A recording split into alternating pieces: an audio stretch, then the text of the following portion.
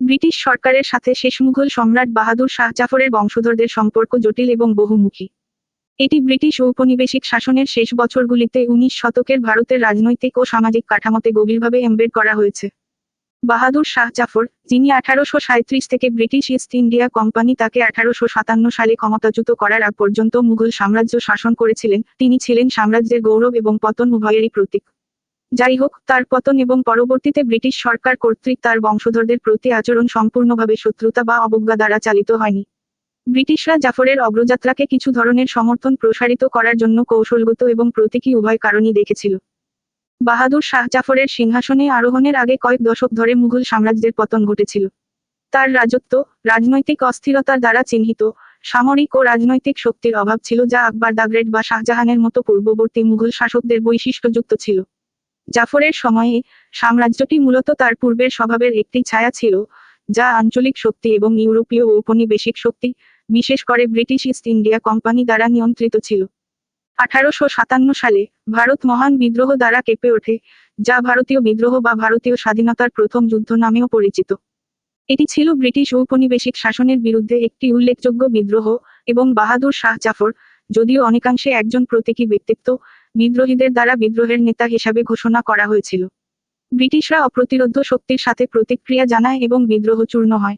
জাফরকে বন্দী করা হয়, বিচার করা হয় এবং রেঙ্গুনে, বর্তমানে ইয়াঙ্গুন, মায়ানমার, নির্বাসিত করা হয়, যেখানে তিনি ১৮৬২ সালে মারা যান। বিদ্রোহ দমন করার পর, মুঘল রাজবংশের সাথে যুক্ত কোনো ধরনের বিদ্রোহ বা ভিন্নমত যাতে আর উত্থিত না হয় তা নিশ্চিত করার জন্য ব্রিটিশরা গুরুত্বপূর্ণ পদক্ষেপ নেয়। জাফরের বংশধরদের, তার ছেলে ও নাতি-নাতনিদেরকে ব্রিটিশ বিরোধী মনোভাবের সম্ভাব্য প্রতীক এবং বিদ্রোহের জন্য একটি সমাবেশস্থল হিসেবে দেখা হতো। যাই হোক, তা সত্ত্বেও, মুঘল রাজবংশের বংশধরদের প্রতি ব্রিটিশ সরকারের আচরণ সম্পূর্ণ শান্তিমূলক ছিল না। এই আরও পরিমাপিত পদ্ধতির পিছনে একটি মূল কারণ ছিল মুঘল পরিবার এখনও ভারতীয় মুসলিম সম্প্রদায় যে ভূমিকা পালন করেছিল। যদিও মুঘল রাজবংশ আর কোনো প্রকৃত রাজনৈতিক ক্ষমতায় অধিষ্ঠিত ছিল না, তবুও এর উল্লেখযোগ্য প্রতীকী গুরুত্ব ছিল। ব্রিটিশদের জন্য, মুঘল পরিবারের প্রতি সমর্থনের একটি স্তর বজায় রাখা, বা অন্তত তাদের সম্পূর্ণরূপে বিচ্ছিন্ন না করা, ধারাবাহিকতা এবং ঐতিহ্যের চিহ্ন রক্ষা করতে সাহায্য করতে পারে, যা ভারতে তাদের পরোক্ষ শাসনের কৌশলের জন্য অপরিহার্য ছিল। ব্রিটিশরা ভারতের মতো বিশাল এবং বৈচিত্র্যময় উপনিবেশের উপর নিয়ন্ত্রণ বজায় রাখতে প্রতীকের শক্তিকে স্বীকৃতি দিয়েছিল।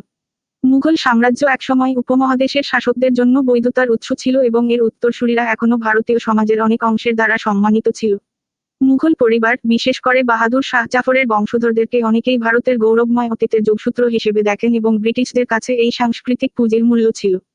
ব্রিটিশরা, ভারতে তাদের শাসনকে সুসংহত করার প্রচেষ্টায়, সচেতন ছিল যে মুঘল পরিবারের প্রতি সম্পূর্ণ শত্রুতা ভারতীয় মুসলমান এবং জনসংখ্যার অন্যান্য অংশের মধ্যে অশান্তি সৃষ্টি করতে পারে। ফলস্বরূপ, তারা মুঘল পরিবারকে কিছুটা সহনশীলতার সাথে পরিচালনা করার কৌশল গ্রহণ করে। যদিও ব্রিটিশরা তাদের রাজনৈতিক ক্ষমতা পুনরুদ্ধার করতে পারেনি, তারা তাদের একটি নির্দিষ্ট স্তরের সামাজিক অবস্থান বজায় রাখার অনুমতি দেয়। বাহাদুর শাহ জাফরের পতনের পর তার পরিবার বিক্ষিপ্ত ও প্রান্তিক হয়ে পড়ে। জাফরের ছেলেরা, যারা মৃত্যুদণ্ডপ্রাপ্ত বা কারারুদ্ধ হয়েছিলেন, তারা একটি বংশ রেখে গেছেন যা স্বীকৃতি এবং বেঁচে থাকার জন্য সংগ্রাম করবে।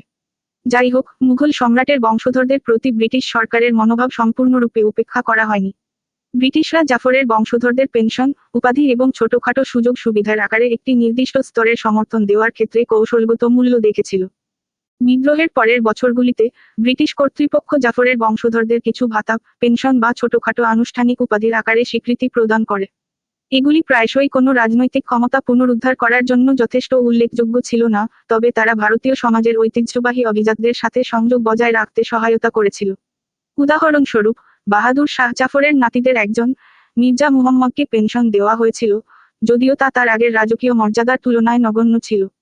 এই সমর্থন, যদিও বিনয়ী, ব্রিটিশদের জন্য বিভিন্ন উদ্দেশ্যে পরিবেশন করেছিল। প্রথমত, এটি ব্রিটিশদের পরোপকারিতা এবং ধারাবাহিকতার একটি চিত্র উপস্থাপন করার অনুমতি দেয়। পেনশন এবং স্বীকৃতি প্রদানের মাধ্যমে, ব্রিটিশরা ভারতের সাংস্কৃতিক ও ঐতিহাসিক ঐতিহ্যকে সম্পূর্ণভাবে প্রত্যাখ্যান করা এড়াতে পারে। দ্বিতীয়ত, এটি ছিল মুঘল পরিবারকে রাখার একটি মাধ্যম, যা এখনও ভারতীয় সমাজের কিছু অংশে সম্মান ভোগ করে, কিছুটা বিষয়বস্তু এবং অনুগত। ব্রিটিশরা তীব্রভাবে সচেতন ছিল যে পরিবারের প্রতীকী গুরুত্বকে সম্পূর্ণরূপে বিচ্ছিন্ন করা হলে তা লাভ করা যেতে পারে।